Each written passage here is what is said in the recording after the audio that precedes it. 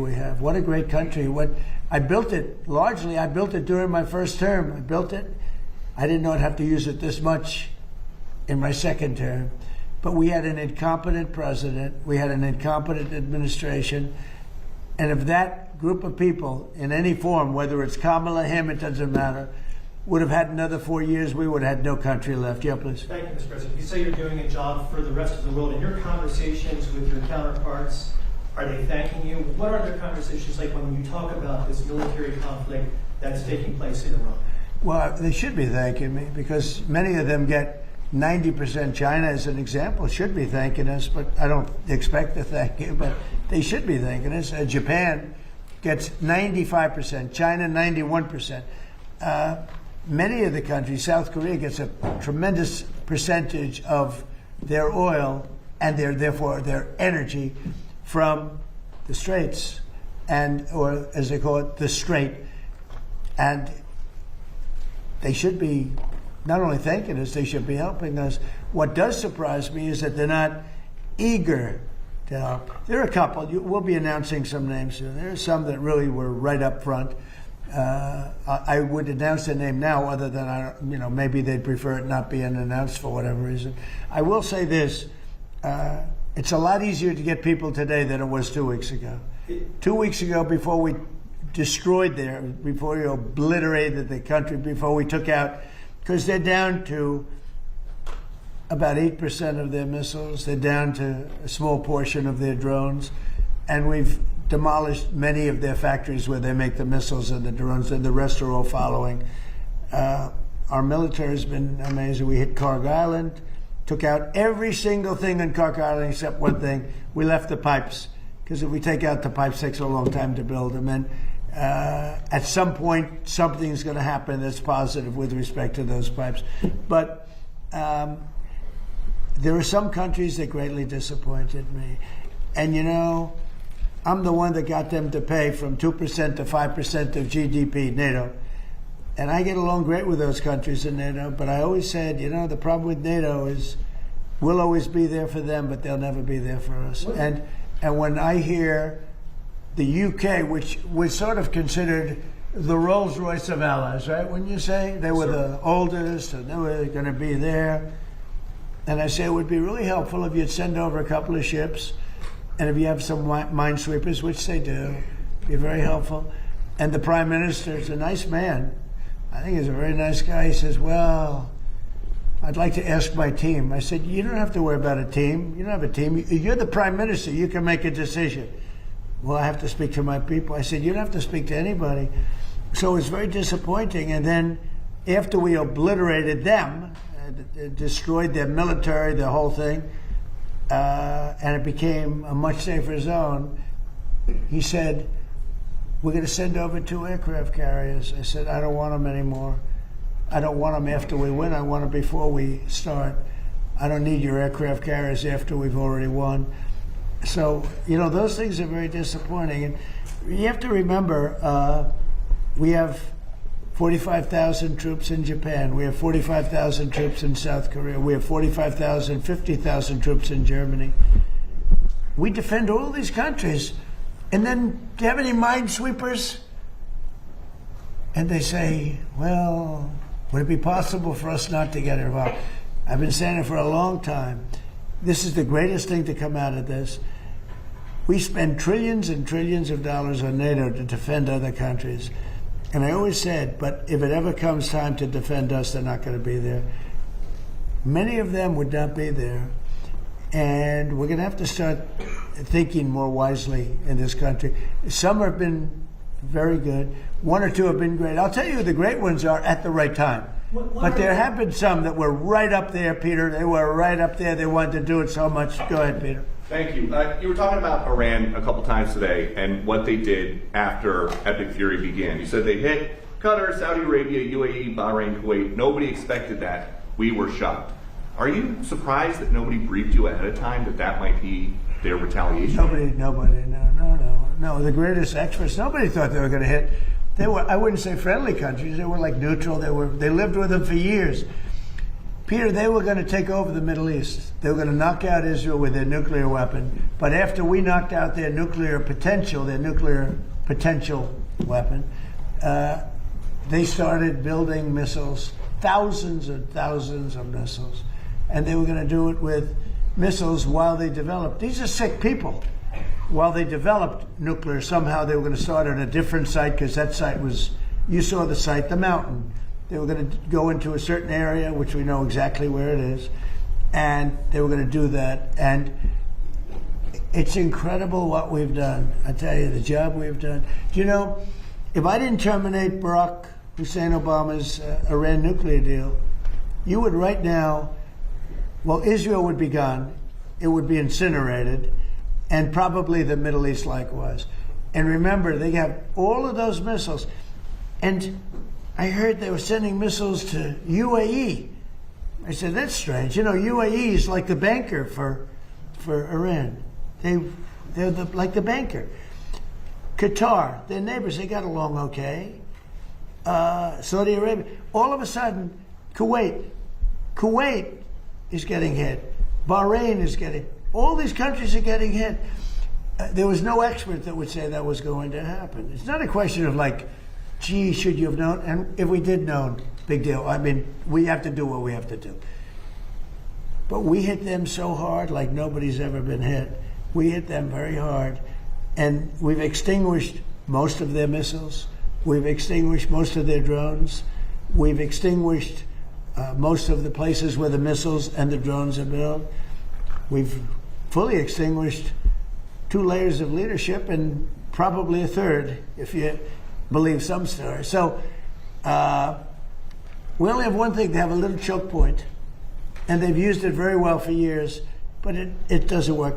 But I think this, if some of these countries that we've been good to for years, and maybe more important than that, some of these countries that get 90% and 95% of their energy from Hormuz, the Strait.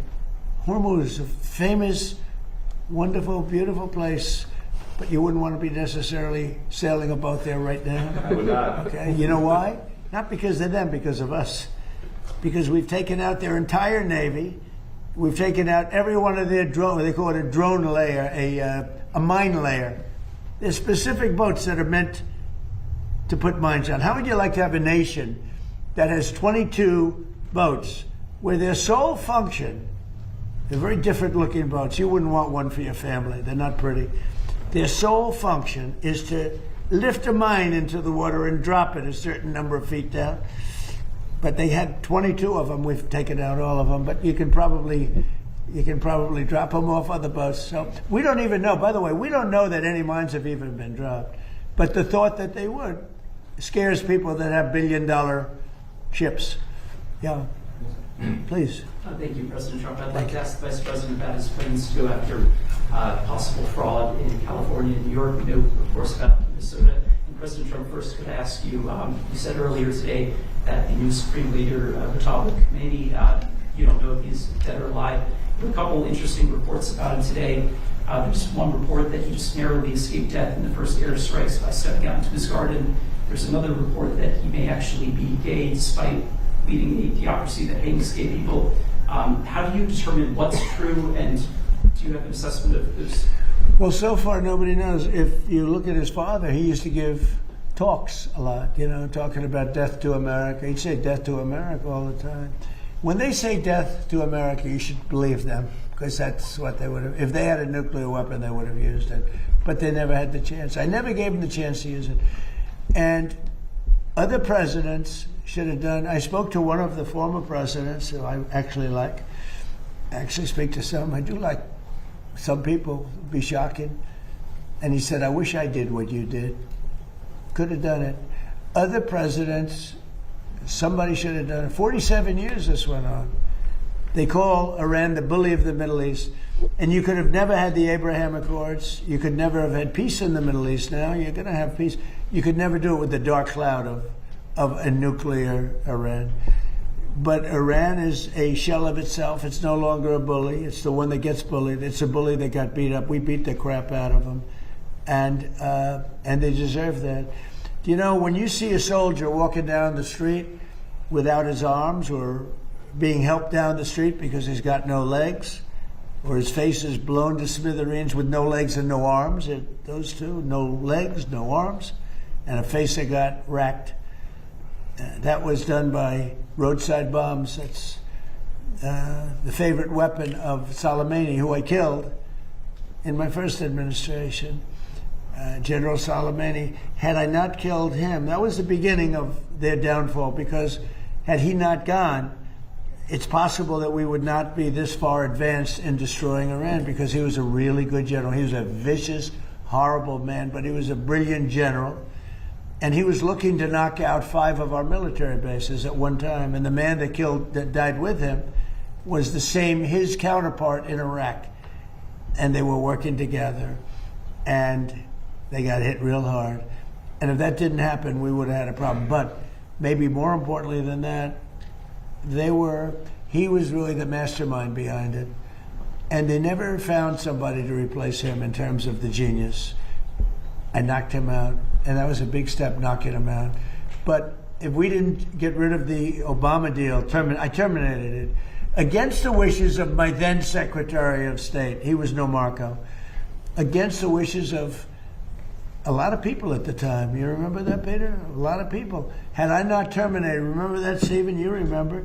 They were all going, this is not, that deal was a disaster. That was a road to a nuclear weapon. They would have had it 3 years ago, and it would have been used, I would say, 2 to 3 years ago, and it would have been used in the Middle East. And by the way, after they were finished that, they were coming over here.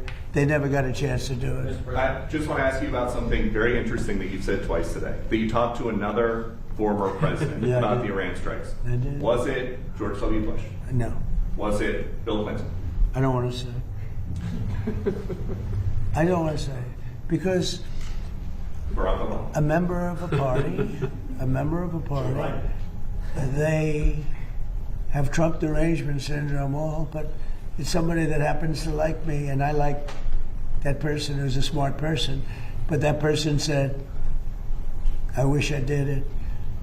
Okay, but I don't want to get into I don't want to get him into trouble. Maybe, hey, you know what?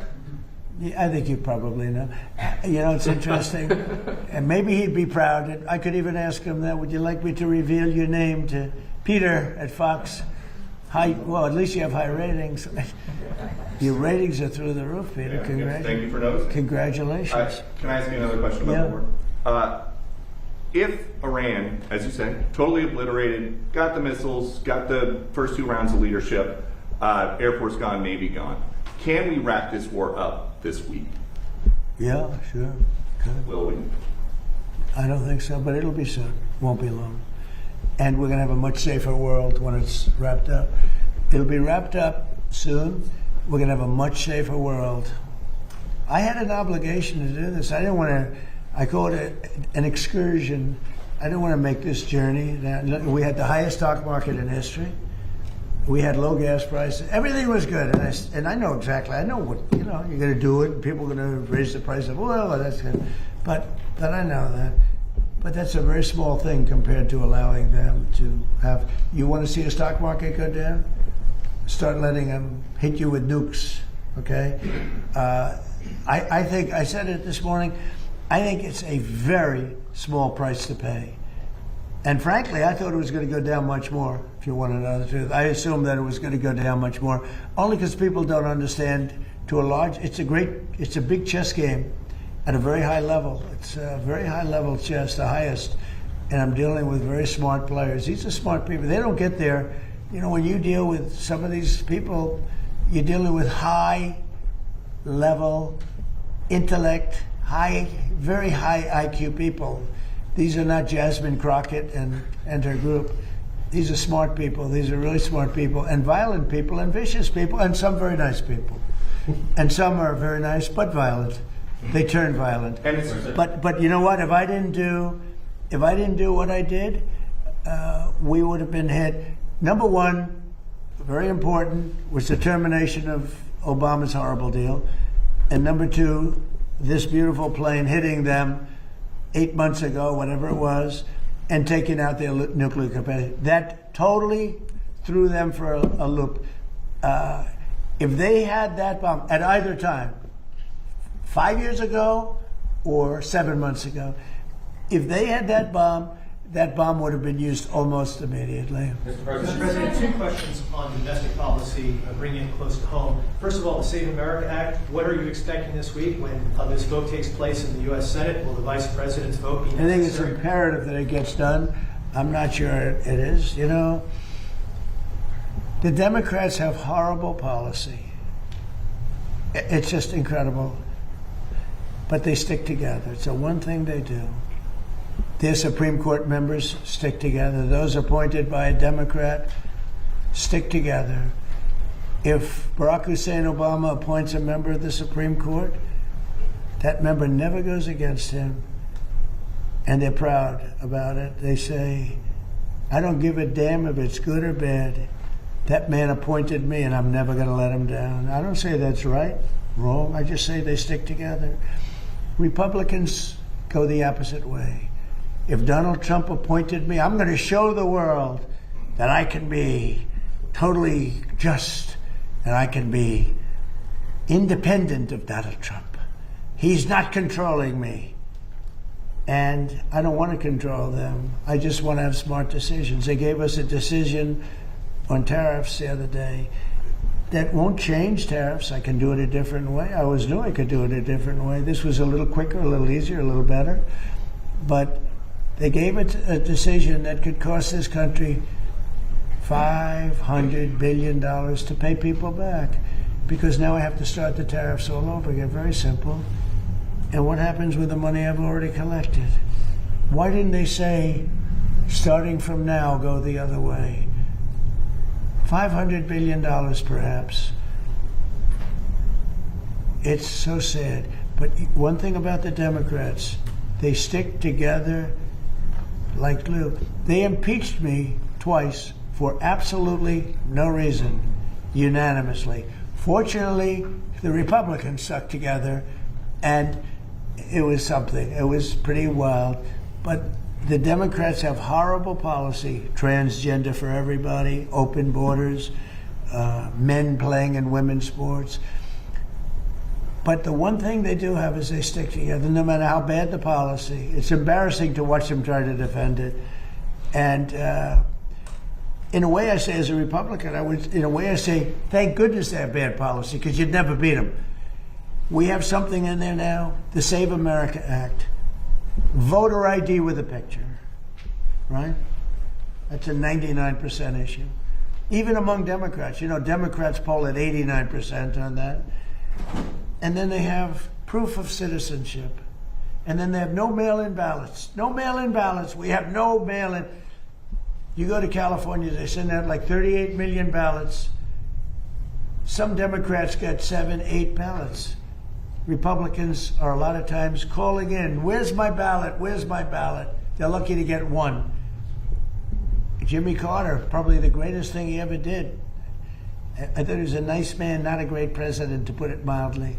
How did his attack work out in Iran? Not too good. I think ours is slightly better, wouldn't you say? But Jimmy Carter, the one thing he did after he left with Scoop Jackson and some others, they formed a very elite council, a committee that came out and said very strongly, no mail-in ballots, because if you have, we're the only country in the world that has mail-in ballots like we do. The only country in the whole world. People have tried it. France tried it and they went away. They're now doing paper ballots, watermark paper, which is very hard to cheat. So when you look at what happens with this country, we really have to fix it. That'll be very popular. The other thing we put in there, just as best of, I call it the best of Trump. We have the 3 things I just said, right? But then I added on no men playing in women's sports, and I added in no transgender surgery, the mutilation of our children. We have no mutilation of our children, no transgender. I think they say that's an 80% issue. I think they're 99% issues, but whether they're 80% or 99%. The problem is we have a couple of Republicans They shouldn't be allowed. They're horrible people, and they're willing to vote against anything. And we have all the Democrats who vote against it. So I think it hurts the Democrats to vote against it, because I'm going to instruct all the Republicans to say that so-and-so that they're running against voted against the saving of our children from transgender mutilation, right? That's pretty unpopular. They want men and women sports. That's pretty unpopular. They want voter ID, but the Democrats don't.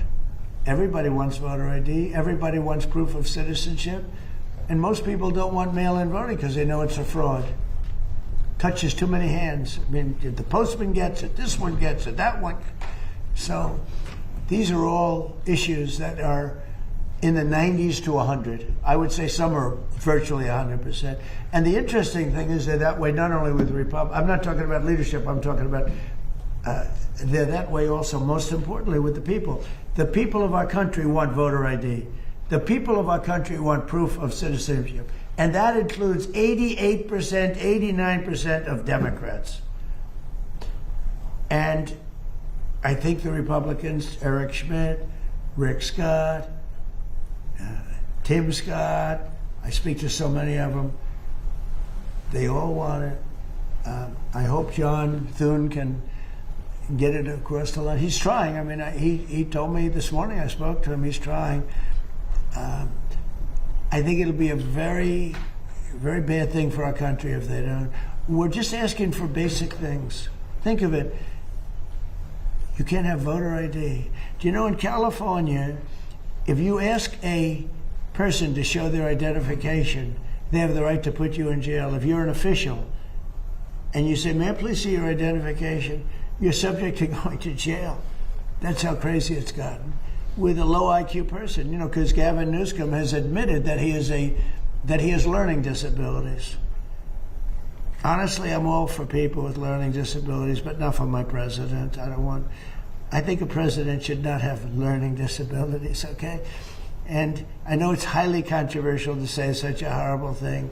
The president of the United States, Gavin Newsom, admitted that he has learning disabilities, dyslexia, everything about him is dumb. But then he looked at the audience and said, but I'm smarter than you, or something like that. That was pretty stupid. So now on top of everything else, I call him a racist because it happened to be a black audience. I will tell you this. I think it was the worst interview I've ever seen of any human being in my life, okay? Anybody else have any questions? Will it be necessary to use even a limited ground force to secure whatever nuclear material remains in Iran as part of that threat? Yeah. And secondly, have you made a decision? You mean to go in and get it? Yes, sir. Why would I tell you a thing like that? And secondly, I can't say to reporters, sir, will you attack Carg Island? Will you occupy Carg? They ask me these questions. And I don't want to be mean, but they're stupid questions. If any president answered those questions, they shouldn't be president. And secondly, sir, do you still plan to travel to Beijing at the end of this? I don't know. We're working on that right now. We're speaking to China. I'd love to, but because of the war, I want to be here. I have to be here, I feel. And so we've requested that we delay it a month or so. And I'm looking forward to being with them. We have a very good relationship. But because of the war, there's no tricks to it either. It's not like, oh, gee, I'm waiting.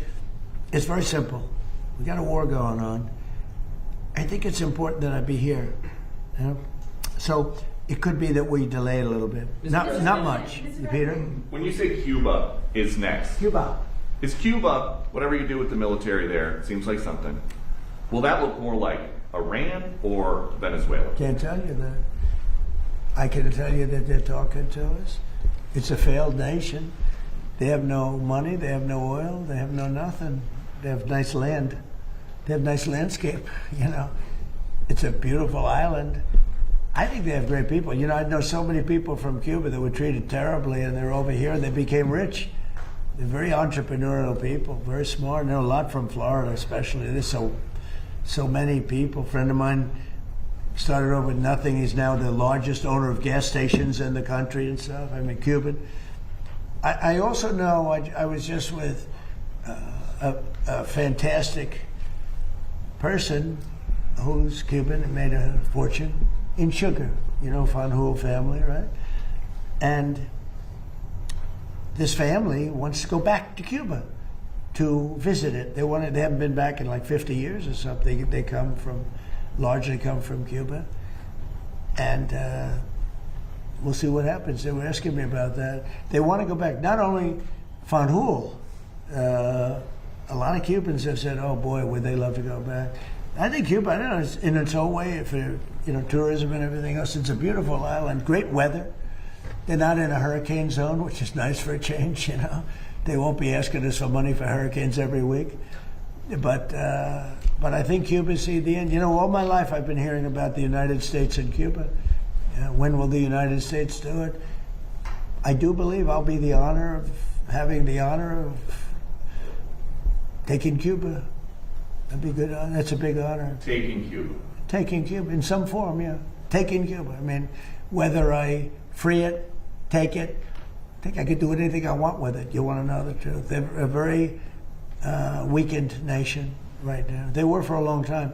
Very violent leaders. Castro was a very violent leader. His brother's a very violent leader. Extremely violent. That's how they governed. They governed with violence. But a lot of people would like to go back. Okay, one more question. A quick question on fraud for Vice President Vance. Mr. Vice President, you announced a couple of weeks ago in the EEOB that the administration would be halting Medicaid payments to Minnesota until the state decided to take pervasive steps to root out fraud. Do you have an update to that specific situation? I think hopefully it's going to be JD's. This will not be like a Kamala where she was put in charge of the border and she never went there, JD, right? You promise? I promise, sir. Remember, Kamala was put in charge. She was the border czar. She never went to the border. She never called any of the great Border Patrol. The Border Patrol testified. We never spoke to her in 4 years. That was a disaster. But this is different. This is a different group of people. I think maybe before JD, I'll ask Stephen Miller to say a few words too, please. Thank you, Mr. President. Well, under President Trump's leadership, as we've seen, the illegal flow across the southern border was stopped completely. But what we found since President Trump came into office is that the Democrats have set up a system to funnel hundreds of billions and ultimately trillions of dollars to migrants that are in our country, oftentimes from places like Somalia.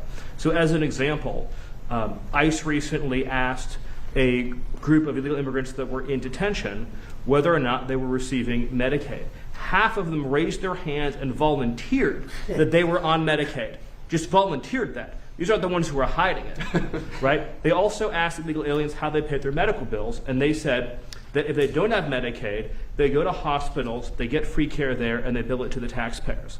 So they aren't paying for any of their own health care in this country. This is one example.